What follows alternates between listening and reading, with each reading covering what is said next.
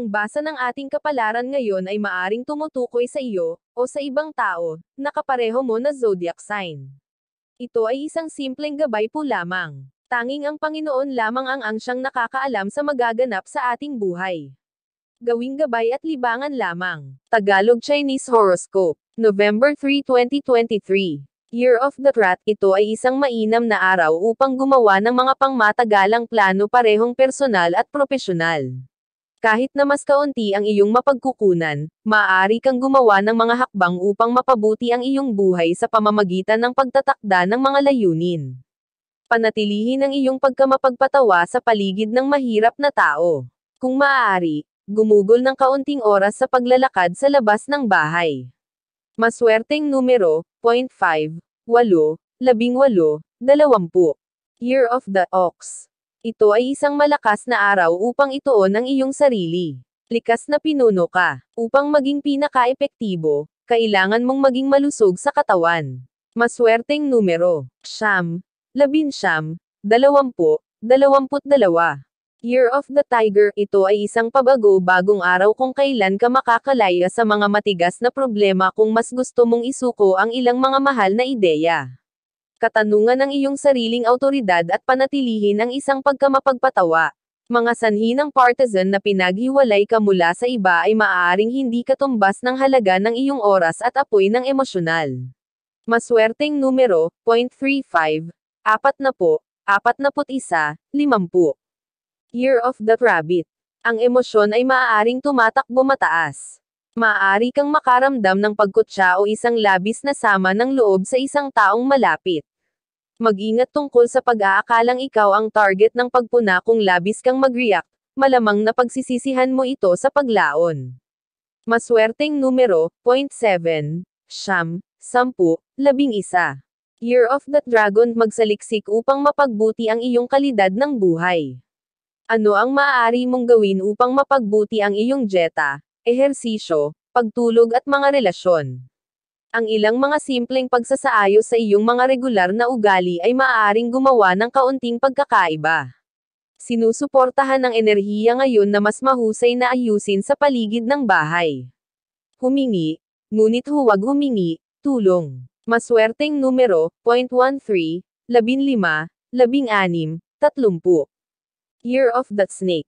Maaari kang maging napakamapanghusga ngayon. Gawin ang lahat upang mapigilan ang iyong hinala at magpatawad sa iba. Makinig sa banayad na mga mungkahi mula sa mga kaibigan. Ang mga problema sa pamilya ay maaaring matagumpay na mapag-usapan. Hikayatin ang praktikal at kapaki-pakinabang na komunikasyon ng lahat ng uri. Maaari nitong buksan ang mga pintuan ng pag-unawa at higit na pagkahabag. Maswerteng numero, 7, 12, 14, 15. Year of the Horse. Ang iyong maligayang kalikasan ay maaaring magpagon ng anumang nakababahalang sitwasyon para sa mga nasa paligid mo. Gumawa ng detalyadong listahan sa kung saan man lugar na sa tingin mo doon mo gustong maging organisado. Ibahagi ang kasiyahan mo ngayon. Mayroon magandang epekto ang pagiging makulit na nararapat mong ibahagi sa iba. Ang mga tao ay nais gumawa ng mga bagay na kasama ka. Maswerteng numero, 21, 45, 62, 66. Year of the Sheep. Maglaan ng oras upang pagnilayan ang pag-unlad na ginagawa mo at ang pag-unlad na nais mo pang gawin. Panahon na upang baguhin ang mga pangako mo sa iyong sarili. Trabahuhan ang pagpapalakas ng iyong karakter.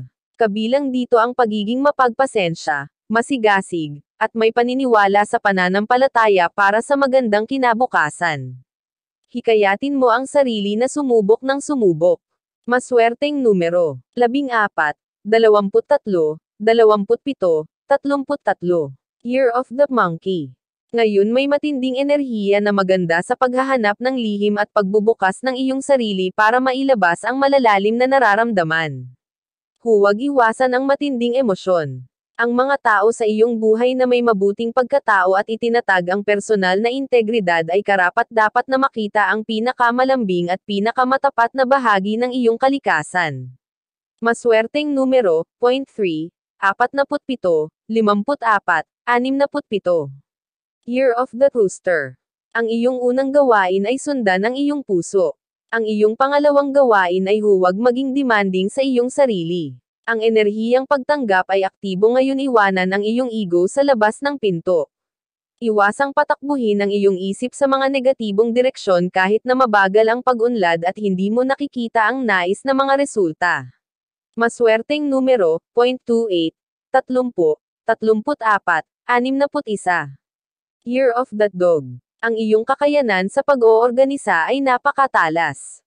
Ito ay isang mainam na oras upang mag-host ng isang maliit na pagdiriwang, kung maaari, manguna sa isang virtual na pagpupulong, o paghandaan ang linggong darating.